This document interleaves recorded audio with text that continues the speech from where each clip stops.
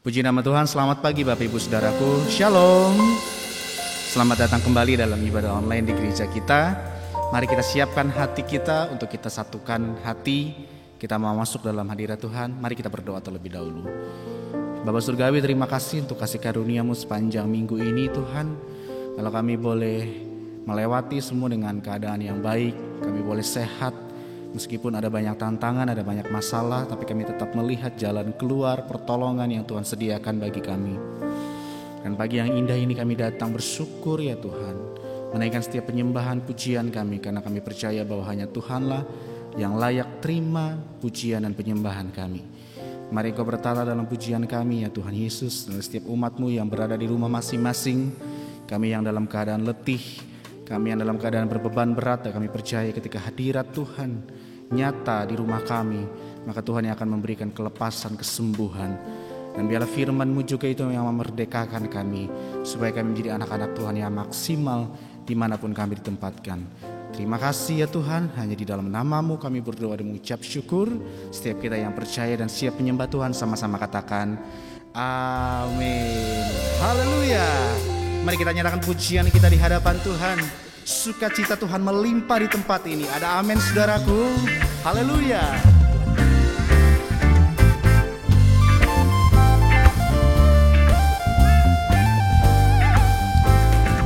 Bersama-sama kita katakan, takkan ku izinkan ketakutan, karena imanku pada Yesus Tuhan. Tak ada alasan tawar hati, karena Yesus ada di sini. Ku percaya firman Tuhan sanggup menghidupkan dan berikan sukacita dalam Tuhan melimpah, melimpah. Kekuatan dari Tuhan tercurah atas kita. Haleluya.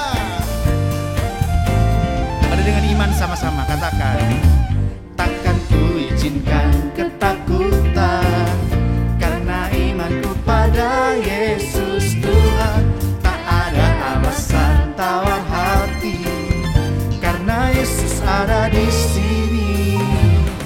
Ku percaya firman Tuhan sanggup menghidupkan dan berikan sukacita dalam Tuhan melimpah, melimpah.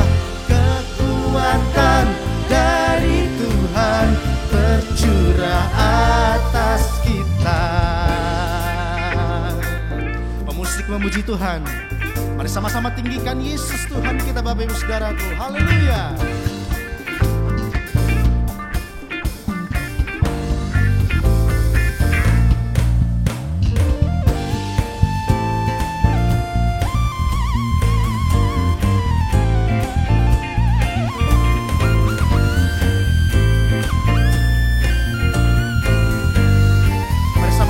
Kedua tanganmu katakan, sukacita dalam Tuhan melimpah, melimpah.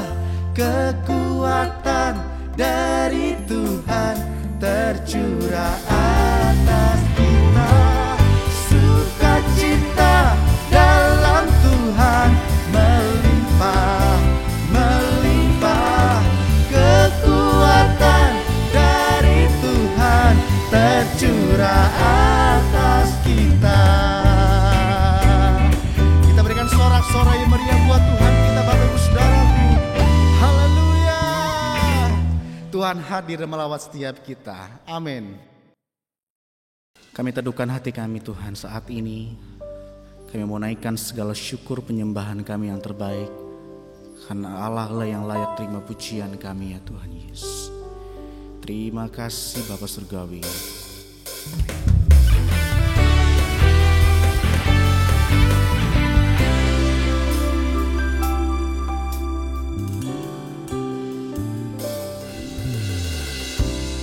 Dengan apa ku membalas kasih-Mu yang ku terima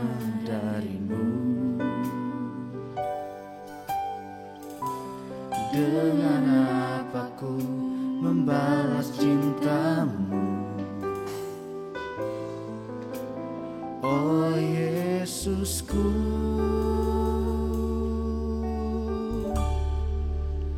ku mau selalu bersyukur, selalu bersyukur. Kau Tuhan yang setia, yang selalu menopang. Ku mau selalu bersyukur, selalu bersyukur. Kau Bapa-Ku yang setia. Mari dengan iman kita katakan, saudaraku, dengan apa ku membalas kasih-Mu yang ku terima dari-Mu? Dengan apa ku membalas cinta-Mu? Oh Yesusku, ku mau selalu bersyukur, selalu bersyukur. Kau Tuhan yang setia, yang selalu menopang. Ku mau selalu bersyukur, selalu bersyukur. Kau Bapa-Ku yang setia. Ku mau selalu bersyukur, selalu bersyukur.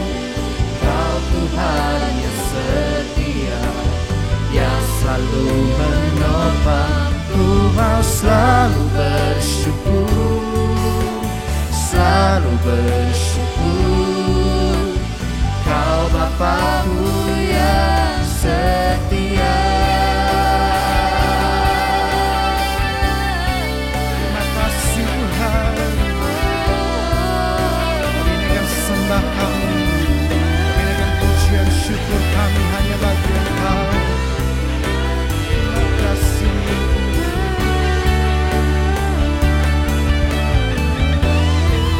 Mari kita angkat kedua tangan kita, sama-sama kita katakan, ku mau selalu bersyukur, selalu bersyukur.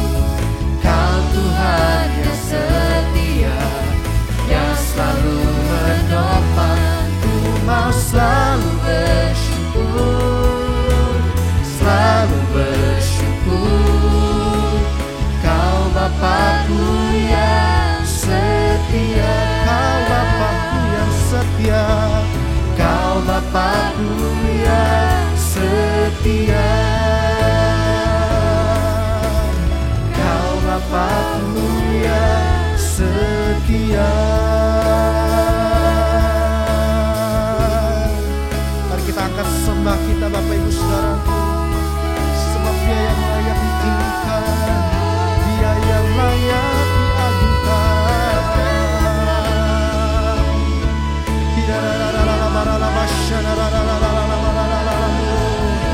Kami sembah, kami tinggikan, kami muliakan hanya Engkau, Allah yang kudus, Allah yang besar, Allah yang bertahta dalam pujian kami.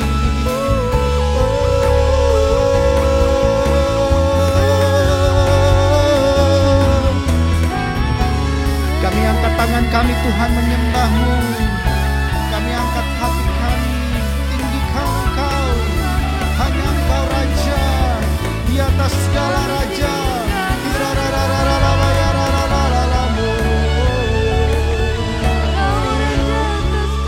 Terima kasih.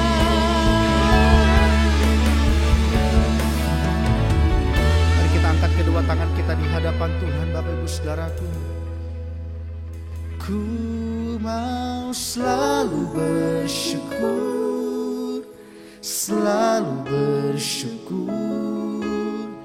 Kau Tuhan yang setia, yang selalu menopang.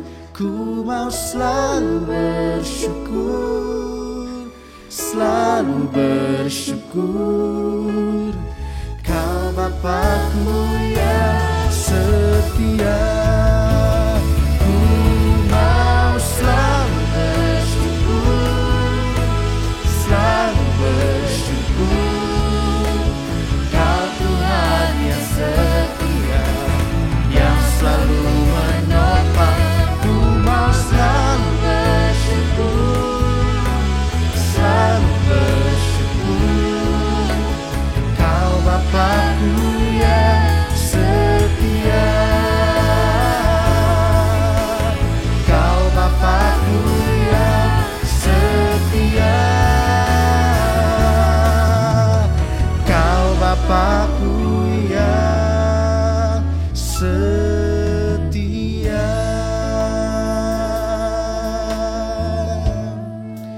Kami percaya Engkau hadir dan melawat setiap kami ya Tuhan Yesus.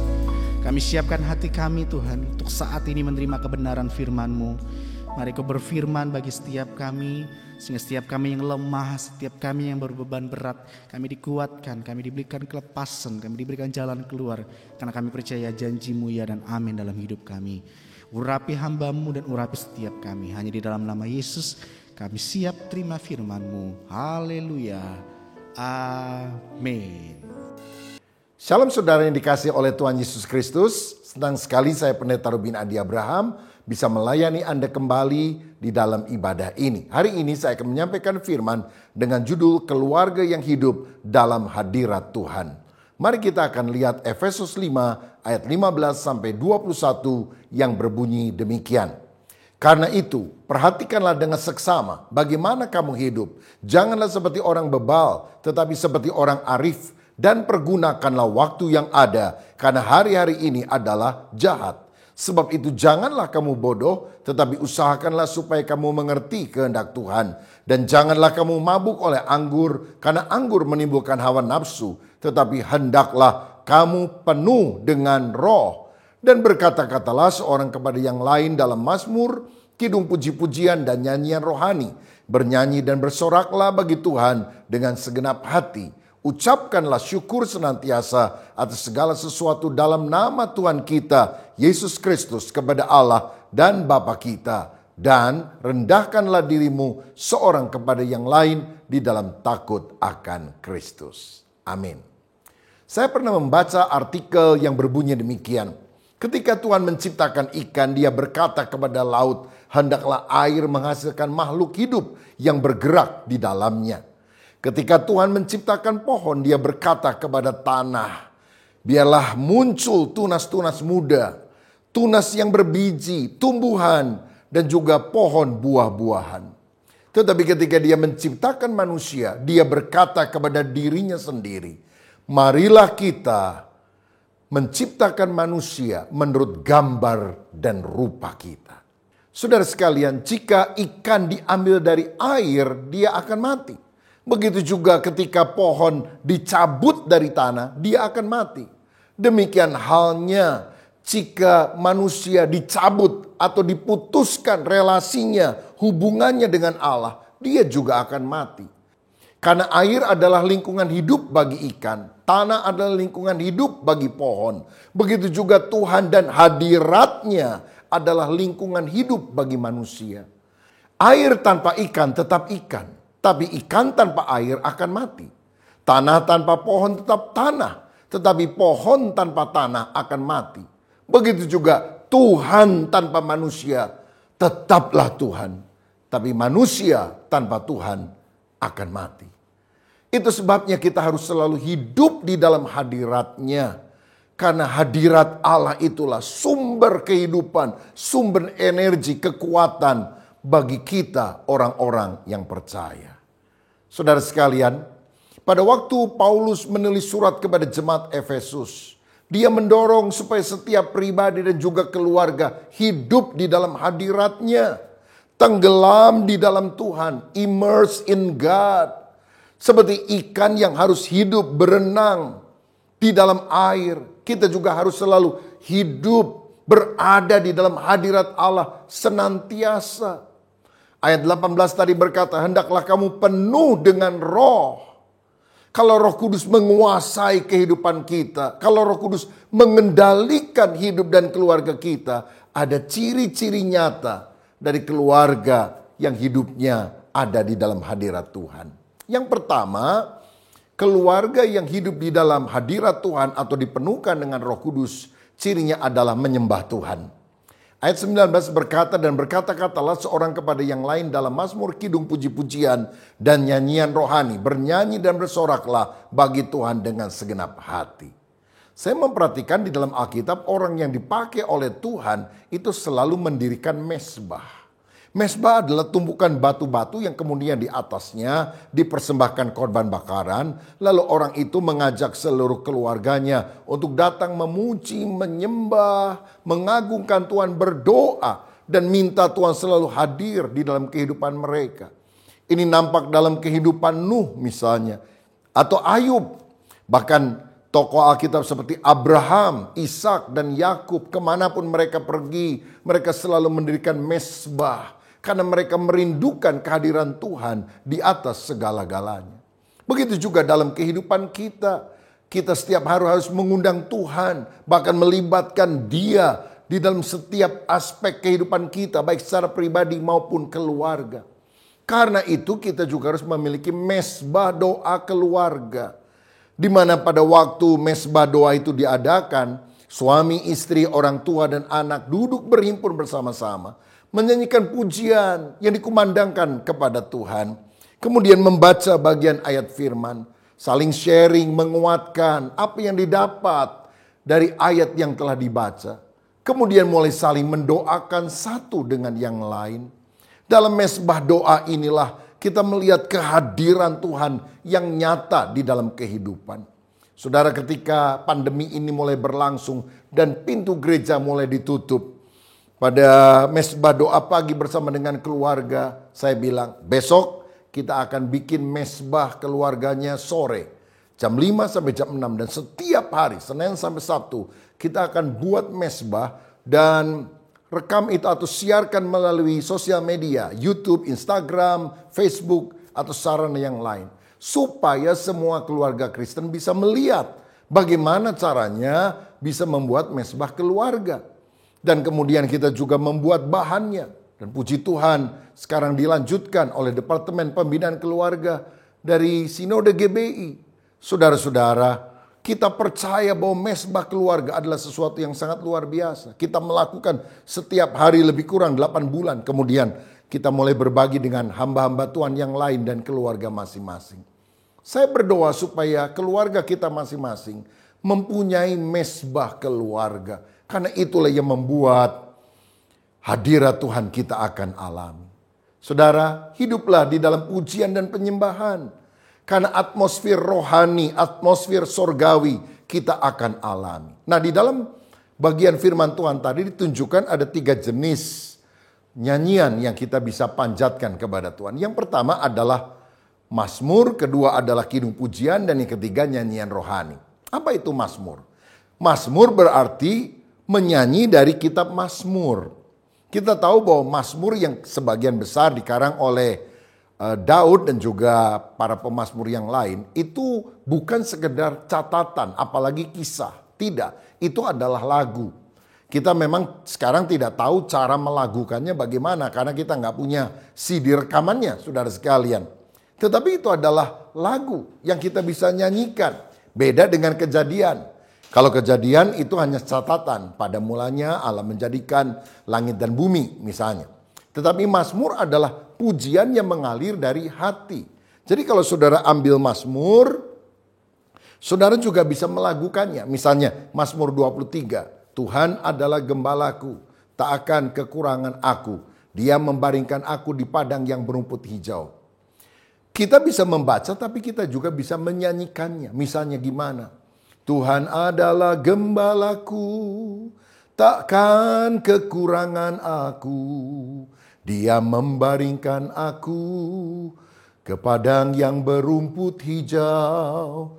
Dia membimbing aku ke air yang tenang.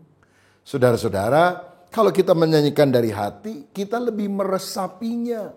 Itulah yang disebut sebagai bermazmur. Kalau orang Islam kan melafalkan ayat-ayat sucinya itu kan tidak cuma berkata-kata Allahu Akbar, Allahu Akbar, Allahu Akbar. Enggak begitu, tapi dia mengaji, melantunkannya. Allahu Akbar, Allahu Akbar, Allahu Akbar.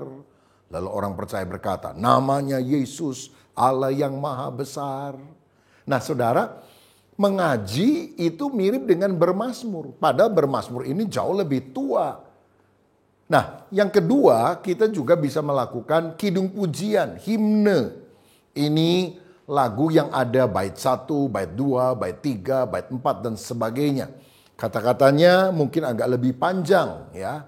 Berisi pemahaman firman yang mendalam. Banyak gereja Protestan menyanyikan lagu kidung pujian dan ini adalah sesuatu yang baik yang harus dinyanyikan oleh denominasi apa saja sebetulnya. Karena ini sebetulnya ada di dalam Alkitab. Dan yang ketiga adalah nyanyian rohani, spiritual song.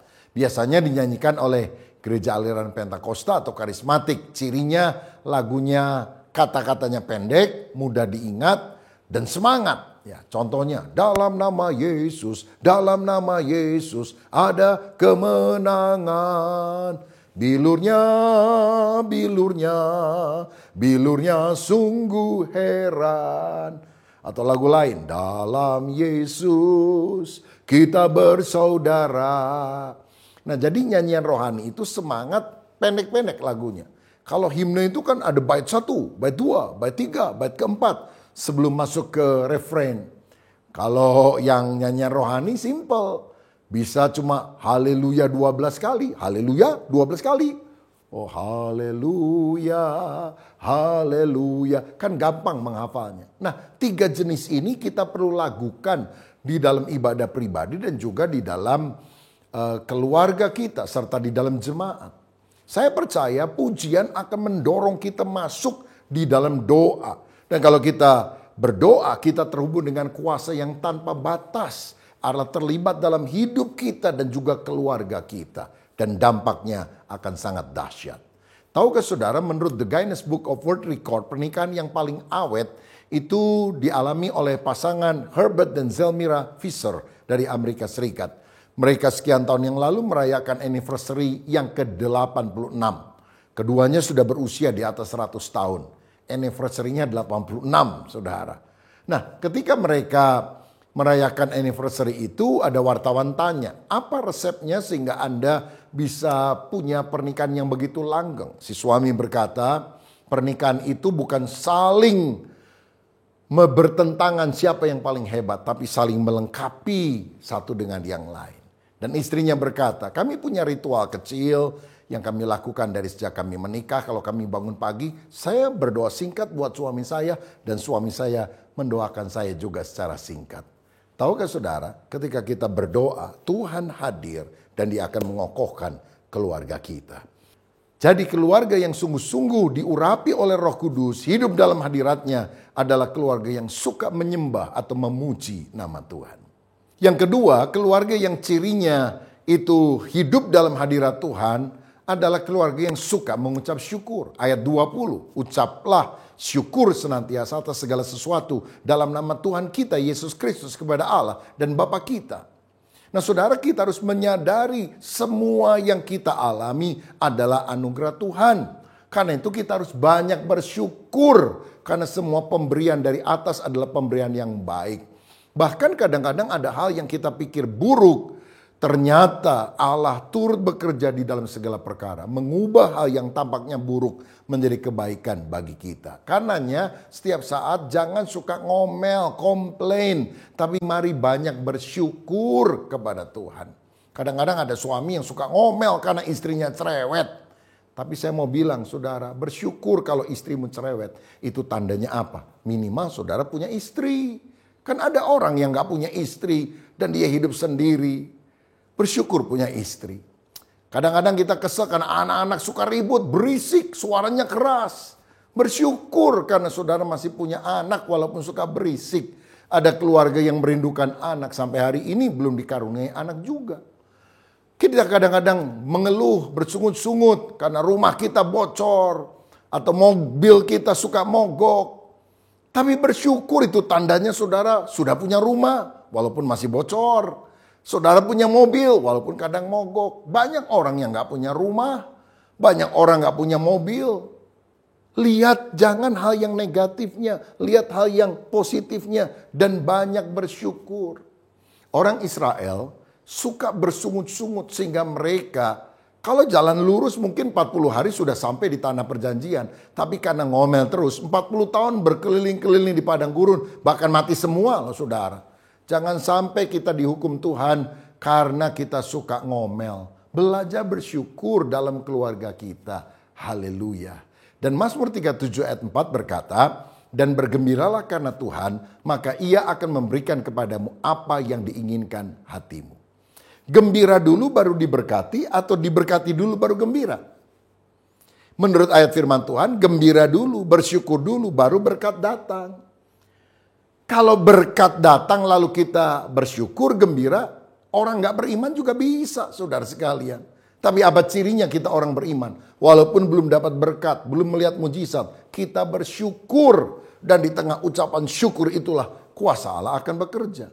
Jadi kalau saya punya pergumulan doa, saya bersama dengan istri berdoa bersama-sama. Tuhan, tolonglah kami. Nyatakanlah kuasamu, mujizatmu. Dalam nama Yesus. Amin. Setelah amin, apa yang kita lakukan? Bersyukur. Terima kasih Tuhan. Kami belum melihat, tapi kami percaya doa kami sudah dikabulkan oleh Tuhan. Kira-kira Tuhan lihat nggak dari sorga? Tentu dia lihat. Dan dia akan panggil malaikatnya. Dia bilang, "Hei Kat, sini Kat. Lihat tuh anakku yang satu, Rubin Adi Abraham." Siap bos, kenapa dia? Dia belum diberkati udah bersyukur. Apalagi kalau diberkati. Pasti tambah ucapan syukurnya. Udah jangan lama-lama, kasih berkat aja.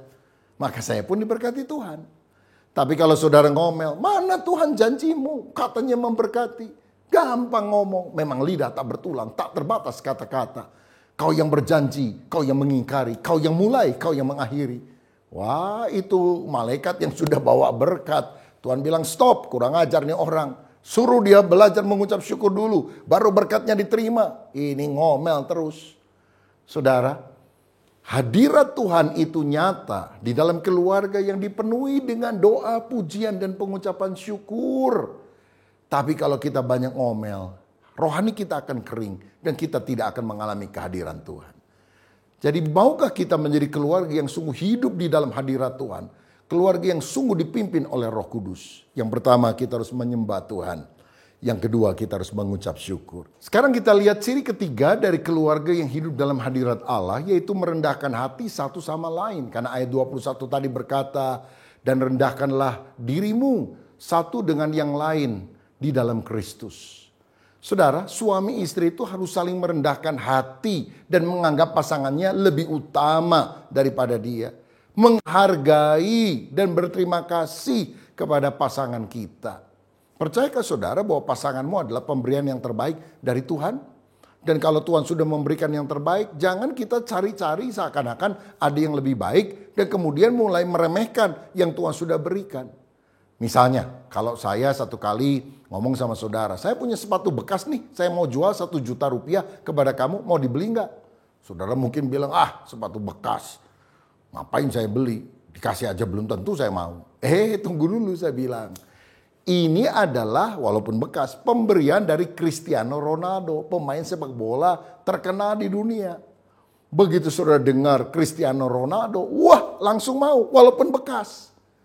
Saya ingat ada seorang pemain sepak bola luar biasa namanya Lionel Messi, ketika dia harus meninggalkan kesebelasan yang sudah didukungnya 17 tahun yaitu Barcelona dan pindah ke PSG Paris, dia nangis. Dan waktu dia nangis, istrinya kasih tisu, dia nangis, seka air matanya, seka ingusnya, lalu dia lempar gitu tisunya. Ada yang ambil, lalu ditawarkan 1 juta US dollar, 14 miliar. Waduh, gila juga ini saudara sekalian.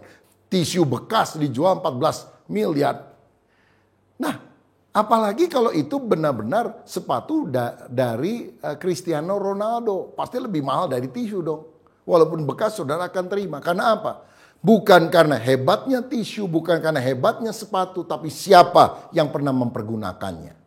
Saya mau bilang, pasangan kita itu bukan pemberian dari Cristiano Ronaldo. Pasangan kita itu pemberian dari Tuhan. Dan kalau Tuhan yang memberikan kepada saudara, kita harus menghargai.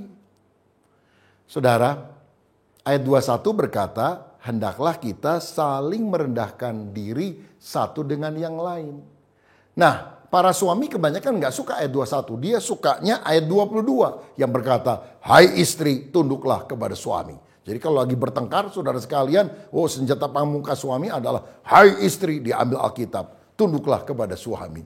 Tapi ingatlah saudara, ayat 22 itu didahului dengan ayat 21. Dan ayat 21 berkata, hendaklah kamu saling merendahkan diri satu dengan yang lain. Istri tunduk kepada suami karena kasih. Suami juga harus menghargai, menghormati istrinya, saudara. Dan kalau keduanya saling menghargai, keluarga akan rukun. Boleh saya tanya, apakah suami suka mengucapkan terima kasih kalau istrimu menyediakan makanan di meja makan? Terima kasih ya mam buat makanannya. Apakah dia yang masak ataukah dia beli di luar? Kan kita perlu berterima kasih. Kenapa banyak suami gak suka berterima kasih? Karena dia pikir otomatis itu makanan muncul dari meja. Barangkali begitu, jadi ya karena otomatis ya makan aja. Padahal kan itu ada karena ada istri yang menyediakannya. Ayo kita belajar menghargai satu dengan yang lain. Jangan bilang gini, kamu dapat saya anugerah, saya dapat kamu musibah. Waduh, ini gak ada penghargaan, yang ada adalah keributan satu dengan yang lain. Saudara, karena itu mari khususnya para pria juga saya ingin memberikan masukan. Kita menjadi pria yang benar-benar saleh. Ada ungkapan yang berkata begini, kekuatan seorang pria tidak tercermin pada lebar bahunya, tetapi dalam lebar lengan yang merangkul keluarganya. Kekuatan seorang pria tidak dalam nada keras suaranya, tapi dalam kata-kata lembut yang diucapkannya. Kekuatan seorang pria bukan hanya dari berapa banyak teman-temannya, tapi bagaimana cara baik ia memperlakukan istri dan anak-anaknya.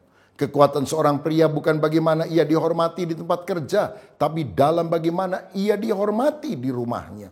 Kekuatan seorang pria tidak dalam cara keras ia memukul, tapi ada dalam sentuhan lembutnya. Kekuatan seorang pria bukan pada bidang dadanya, tapi ada dalam hatinya yang terletak di dalam dada. Kekuatan seorang pria bukan dari seberapa kuat ia bisa mengangkat, tapi seberapa dalam beban yang ditanggungnya. Dan ini yang sangat penting. Kekuatan seorang pria bukan dari berapa banyak wanita yang ia cintai, tapi dalam kesetiaannya kepada seorang wanita.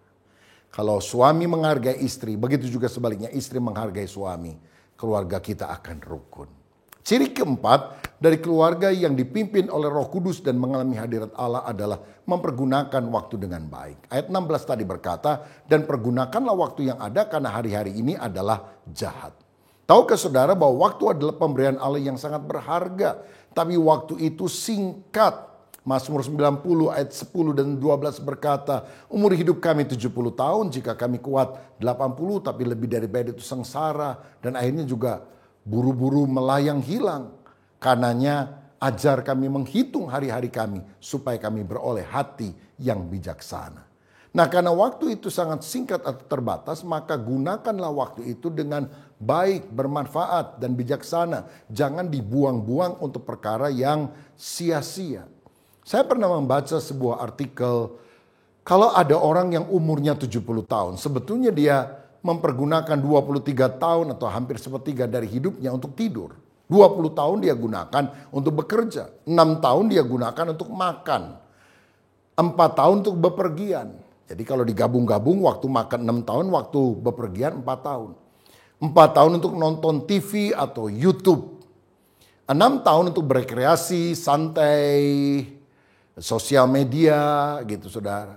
4 tahun untuk sakit, 2 tahun untuk berdandan. Apalagi untuk wanita mungkin lebih lama dandanannya ya. Ya merah, biru, kuning, begitu saudara ya. Rambut di salon, muka di sablon. Nah, itu jumlah semuanya sudah 69,5 tahun. Sisanya hanya setengah tahun. Dan itulah yang kita bisa gunakan untuk ibadah. Suka di-courting lagi saudara sekalian. Ya kadang-kadang kita malas ke gereja. Apalagi kalau sudah terbiasa online. Sudahlah di rumah saja, nggak usah ganti baju. Diranjang sampai tidur-tiduran, sambil makan, sambil apa. Dan kemudian kita mulai kehilangan semangat, gairah, rasa syukur kepada Allah. Bukankah seharusnya kita lebih banyak menggunakan waktu untuk Tuhan? Dan saya percaya investasi waktu yang paling berharga itu harus digunakan untuk membangun. Bukan membangun rumah, membangun karir, membangun gedung. Tapi membangun hubungan. Hubungan kepada Allah dan hubungan kepada sesama. Dan sesama yang terdekat tentu adalah keluarga.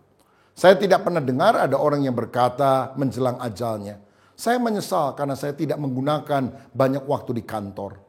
Saya menyesal karena saya tidak menggunakan banyak waktu untuk bekerja. Tapi banyak orang berkata saya menyesal karena tidak menggunakan banyak waktu bersama dengan keluarga. Saudara, gunakan banyak waktumu untuk Tuhan dan juga untuk keluargamu. Ajarlah anak-anakmu untuk hidup takut akan Tuhan. Itu adalah investasi waktumu yang paling berharga. Amsal 22 ayat 6 berkata, didiklah orang muda menurut jalan yang patut baginya. Maka pada masa tuanya pun ia tidak akan menyimpang daripada jalan itu. Kalau kita mendidik anak dalam kebenaran, maka dia akan berjalan sesuai dengan kebenaran yang kita tanamkan. Karena anak-anak itu biasanya sulit melupakan apa yang pertama-tama kita tanamkan kepada dia. Ignatius Loyola, seorang pendidik Katolik, pernah berkata, berikan kepada saya seorang anak berusia 1-7 tahun. Saya akan didik dia, setelah itu kamu boleh bawa pulang. Tapi aku yakin apa yang telah kutanamkan dalam 7 tahun pertama, itu sungguh-sungguh akan menguasai hidupnya seumur hidupnya. Saya pernah mendengar sebuah cerita, saudara sekalian. Neil Armstrong, ketika dia pertama kali menjejakkan kaki di bulan, dia berkata, satu langkah kecil bagi manusia, tapi satu langkah raksasa bagi peradaban manusia. Ya, memang mendarat di bulan, berjalan di bulan luar biasa. Tapi setelah itu, dia ngomong satu kalimat yang tidak dipahami oleh banyak orang. Dia bilang, good luck Mr. Gorsky.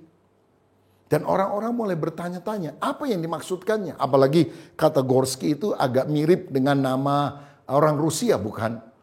Tapi bertahun-tahun ditanya oleh wartawan, dia tetap bungkam, tidak mau mengungkapkannya. Tapi setelah 25 tahun, dalam sebuah pertemuan Neil Armstrong membocorkan rahasia ini. Ketika ada orang bertanya, dia bilang, selama ini saya tidak pernah menjelaskan apa yang saya maksudkan dengan good luck Mr. Gorsky. Dan itu terjadi karena Mr. Gorsky itu benar-benar pernah hidup, namun sekarang dia sudah meninggal, jadi saya mau ngomong. Waktu itu saya masih kecil. Saya main lempar-lemparan bola dan kemudian bolanya itu masuk ke pekarangan rumah tetangga saya, Mr. Gorsky. Dan ketika saya mau ambil itu bola, rupanya ada jatuh di bawah daripada jendela kamar tidurnya. Rupanya suami istri ini sedang bertengkar. Lalu istrinya ngomong gini kepada Mr. Gorsky, kamu ingin seks dari saya? Kalau anak tetangga kita itu bisa mendarat di bulan, aku baru berikan kepada kamu. Wah, anak itu kaget, saudara sekalian. Tetapi walaupun sudah puluhan tahun kemudian, dan ketika dia mendarat di bulan, dia ingat ucapan itu. Dan dia bilang, good luck Mr. Gorsky. Saudara, ini bicara apa? Bahwa seorang anak akan selalu mengingat apa yang disampaikan kepadanya pada masa kecil. Karena itu mari kita berikan waktu yang terbaik bagi mereka. Karena kasih bagi seorang anak selalu dieja menjadi waktu. Tentu saudara pernah mendengar ada seorang anak yang ketika bapaknya pulang dari kerja di New York, dia bilang, Papa bolehkah saya tahu berapa gaji Papa 1 jam? Papanya bilang, ngapain kamu tanya begitu? Nggak apa-apa Pak, pengen tahu aja. $20 nak. Kenapa? Kalau gitu boleh nggak saya pinjam uang Papa $10? Papanya marah. Papa baru pulang, kamu nanya duit lagi. Minta duit lagi sekarang. Oh, dimarah-marah anaknya. Nangis anaknya, masuk ke kamar. Setelah ayahnya mandi dan sebagainya, dia duduk di ruang tamu. Dia rasa sepi karena anaknya tidak ada di sana. Dia kemudian masuk ke ruangan tidur anak itu dan dia lihat anaknya masih nangis. Dia bilang, aduh sorry nak ya. Udah, ini ada uang $10. Papa tadi capek jadi marah. Nih, udah ini buat kamu. Anak itu senang sekali. Dia bilang terima kasih Papa untuk uang $10. Dan dia ambil di bawah bantalnya uang $10 juga. Sekarang dia punya $20. Si papanya bilang, loh ternyata kamu punya uang. Oh iya Papa. Tapi saya kan tadi tanya berapa Bapak dibayar kerja 1 jam? $20. Saya hanya punya $10. Karena itu saya pinjam uang Papa $10. Sekarang saya punya $20. Nih Pak buat Papa. Saya beli waktu Papa 1 jam. Papa nggak boleh telepon orang, nggak boleh main komputer, nggak boleh nonton TV. Papa mesti main sama saya. Karena saya sudah bayar Papa, beli waktu Papa sebanyak $20. Papanya tertunduk menangis karena dia sadar selama ini dia kurang memberikan waktu untuk anaknya. Dan haruskah anaknya membayar seperti dia bekerja di luar? Saudara, mari upayakan banyak waktu yang berkualitas bersama keluarga. Jadi kalau misalnya menjelang tahun baru yang akan berjalan, saya sebelumnya sudah menyiapkan dalam diary karena banyak acara-acara yang saya harus hadiri, harus saya layani. Tapi pertama saya harus cantumkan dulu tanggal ulang tahun saya, istri, anak-anak, hari anniversary kami, juga ulang tahun orang tua. Dan kami berusaha pada waktu itu sedapat mungkin berkumpul sebagai satu keluarga untuk makan bersama misalnya, berdoa bersama. Makanannya nggak harus mewah, karena bisa bersama-sama itu sudah merupakan kemewahan itu sendiri. Saudara, mari kita gunakan waktu lebih banyak untuk membangun keluarga kita. Dan yang terakhir, yang kelima, ciri keluarga yang penuh Roh Kudus, hidup dalam hadirat Tuhan adalah memiliki hikmat. Ayat 15 tadi berkata, karena itu perhatikanlah dengan seksama bagaimana kamu hidup, janganlah seperti orang bebal tetapi seperti orang arif. Ayat 17, sebab itu janganlah kamu bodoh tetapi usahakanlah supaya kamu mengerti kehendak Tuhan. Tuhan mau kita memiliki hikmat, mengerti kehendak Tuhan, jangan bodoh di hadapan Tuhan. Tahukah saudara, hikmat itu melebihi kepandaian. Kepandaian berarti punya pengetahuan di akal kita. Tetapi hikmat berarti bisa mengaplikasikan kepandaian yang kita ketahui itu untuk menjadi sesuatu yang berguna dalam kehidupan. Sayangnya pada masa kini ada banyak orang pintar tapi tidak berhikmat. Pintar nomor satu, hikmat nomor sepatu. Karena pintar bisa diperoleh di bangku sekolah, tapi hikmat hanya datang dari takut akan Allah. Takut akan Tuhan adalah permulaan hikmat. Saya mau kasih contoh. Apa bedanya hikmat dan pinter? Mungkin saudara pernah dengar ada orang yang sangat jenius namanya Albert Einstein. Satu kali dia menantang Mr. Bean. Ya, dia bilang, Mr. Bean, berani nggak kita main tebak-tebakan? Kalau saya kasih pertanyaan kamu dan kamu nggak bisa jawab, maka kamu harus bayar saya $5. Tapi kalau kamu nanya sama saya pasti bisa jawab. Kalau nggak bisa jawab, saya kasih $500. Berani? Mr. Bean bilang, siapa takut? Oke, Einstein mulai tanya, berapa jarak dari bumi ke bulan? Langsung Mr. Bean keluarkan uang, nih $5 buat kamu. Saya nggak tahu jawabannya. Sekarang Mr. Bean yang tanya. Pertanyaan saya, apa yang naik gunung kakinya 3, turun gunung kakinya 4? Einstein menjadi bingung karena dia nggak pernah dengar ada pertanyaan semacam itu. Naik gunung kaki 3, turun gunung kaki 4. Dia pikir, nggak tahu jawabannya. Lalu kemudian dia tanya, boleh nggak saya buka Mr. Google? Oh silakan. Dicari juga nggak ketemu. Akhirnya setelah cukup lama dia bilang, aku nyerah deh. Terpaksa dia kasih $500 saudara-saudara. Lalu kemudian karena penasaran Einstein tanya, apa sih jawabannya pertanyaan kamu? Naik gunung kaki 3, turun gunung kaki 4. Mr. Bean mengeluarkan lagi dompetnya. Dia bilang, saya juga nggak tahu nih $5 buat kamu. Tapi dia sudah untung $490, saudara-saudara. Ini bicara tentang bedanya antara kepintaran dengan hikmat. Tuhan mau kita punya hikmat. Saudara sekalian, Amsal 3 ayat 13-18 bicara tentang faedah hikmat. Berbahagialah orang yang mendapat hikmat, orang yang memperoleh kepandaian, karena keuntungannya melebihi keuntungan perak dan hasilnya melebihi emas. Ia lebih berharga daripada permata, apapun yang kau inginkan tidak dapat menyamainya. Umur panjang ada di tangan kanannya, di tangan kirinya kekayaan dan kehormatan. Jalannya adalah jalan penuh bahagia, segala jalannya sejahtera semata-mata. Ia menjadi pohon kehidupan bagi orang yang memegangnya. Siapapun yang berpegang padanya akan disebut berbahagia. Orang yang memiliki hikmat akan kaya, panjang umur, berbahagia, dan mendapatkan manfaat yang luar biasa. Bagaimana kita bisa memiliki hikmat? Pahamilah kehendak Allah, prinsip-prinsip firman Tuhan. Kalau saudara baca Alkitab setiap hari, engkau akan tahu bagaimana menjadi pria yang saleh, bagaimana menjadi wanita yang berhikmat, bagaimana mendidik anak dengan baik, bagaimana memecahkan masalah di dalam pekerjaan, bagaimana mengatasi manusia sulit yang berusaha menyerang saudara. Firman Tuhan memberikan petunjuk yang jelas. Karena itu bacalah firman Tuhan. Karena manfaatnya sangat luar biasa. Mazmur 119 ayat 97 berkata, betapa aku cintai Tauratmu. Aku merenungkannya sepanjang hari. Perintahmu membuat aku lebih bijaksana daripada musuh-musuhku. Sebab selama-lamanya itu ada padaku. Aku lebih berakal budi daripada semua pengajarku. Sebab peringatan-peringatanmu kurenungkan. Aku lebih mengerti daripada orang-orang tua. Sebab aku memegang titah-titahmu. Saudara, kalau kita mengerti kehendak Tuhan, kita akan memiliki hikmat Allah yang luar biasa. Ada 5 ciri orang-orang yang hidupnya mengandalkan Roh Kudus, yang mengalami hadirat Allah dalam keluarganya. Ciri yang pertama, keluarga yang hidup dalam hadirat Allah, menyembah Allah. Yang kedua, mengucap syukur. Ketiga, merendahkan hati satu sama lain. Yang keempat, mempergunakan waktu dengan bijaksana. Dan yang kelima, memiliki hikmat. Ini doa saya supaya benar-benar Roh Kudus mengurapi kita dan keluarga. Mari kita berdoa. Bapa, terima kasih, biarlah kami selalu berada dalam hadirat-Mu, tenggelam di dalam hadirat Allah, merasakan kebaikan-Mu. Dan kami sungguh-sungguh memancarkan ciri-ciri keluarga yang sungguh-sungguh mengandalkan Allah dalam hidupnya. Berkatilah kami supaya keluarga kami pun menjadi keluarga yang berkenan kepada Tuhan. Dan hidup kami penuh dengan bahagia, sukacita, karena firman-Mu menjadi penuntun hidup kami. Berkat atas kami dalam nama Tuhan Yesus. Haleluya. Amin.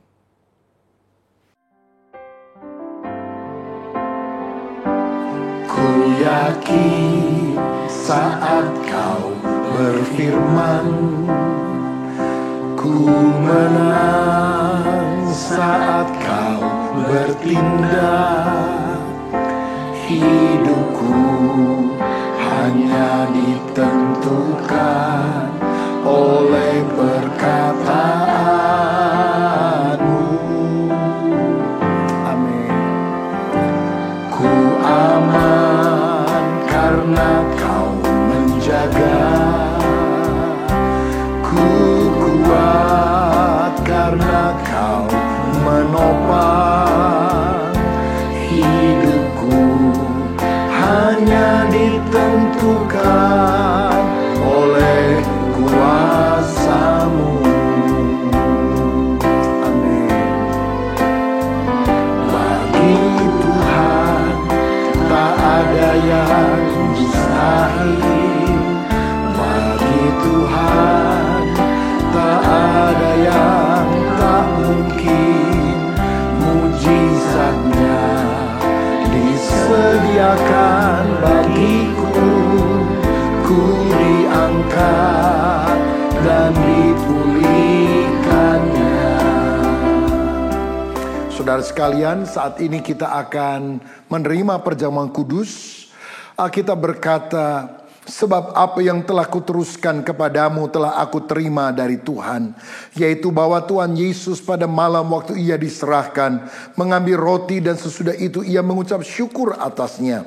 Ia memecah-mecahkannya dan berkata, inilah tubuhku yang diserahkan bagi kamu. Perbuatlah ini menjadi peringatan akan aku. Mari kita siapkan roti di tangan kanan kita. Apakah sudah percaya roti yang diberkati ini ada persekutuan dengan tubuh Tuhan Yesus yang telah dipecah-pecahkan karena dosa-dosa kita? Amin. Mari kita makan dalam nama Tuhan Yesus Kristus.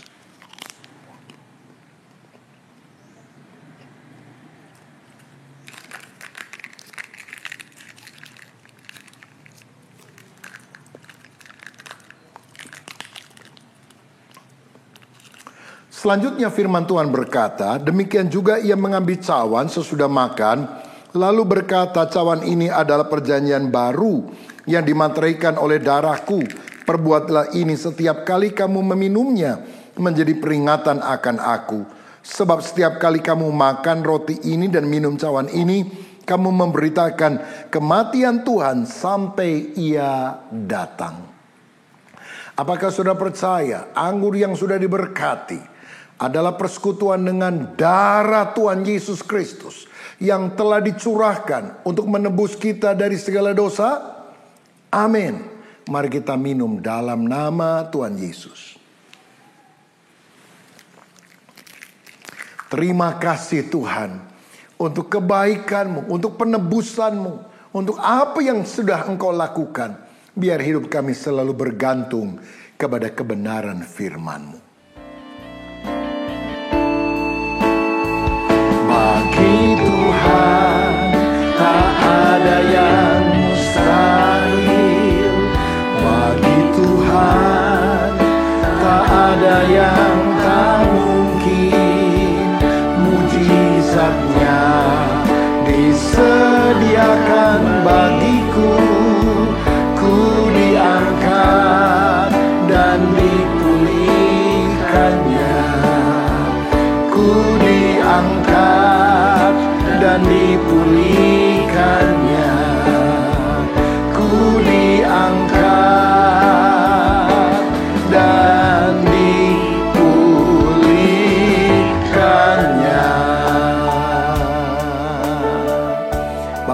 kasih untuk firman-Mu, juga terima kasih untuk perjamuan kudus. Di dalam nama Yesus, amin.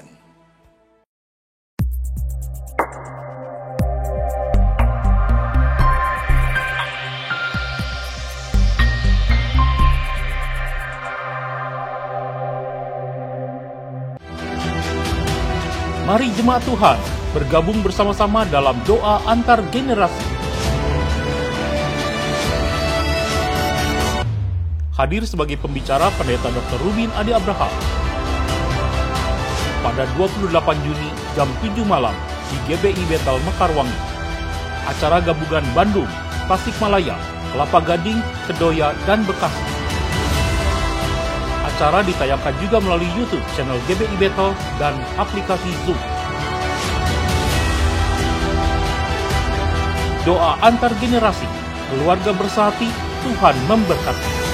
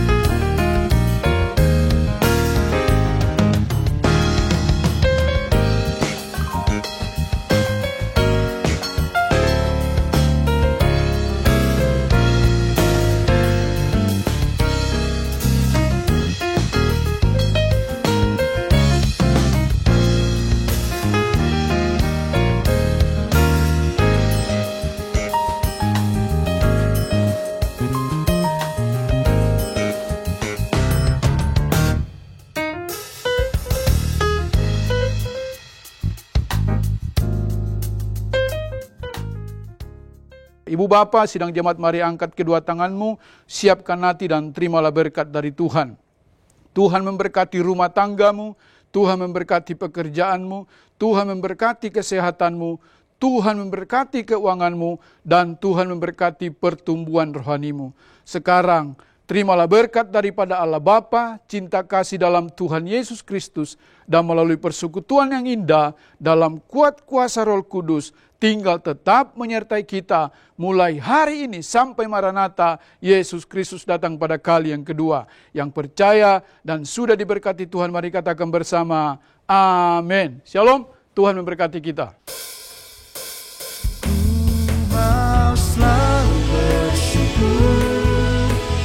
Selalu bersyukur, Kau Tuhan yang setia, yang selalu menopang.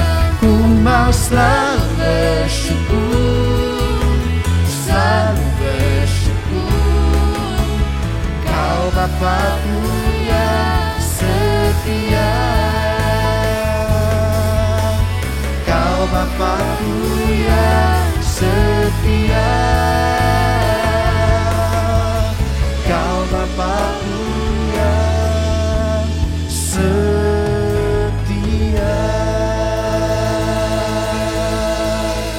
Haleluya. Ibadah kita telah selesai. Selamat hari Minggu, selamat berjumpa minggu depan. Tuhan Yesus memberkati. Amin.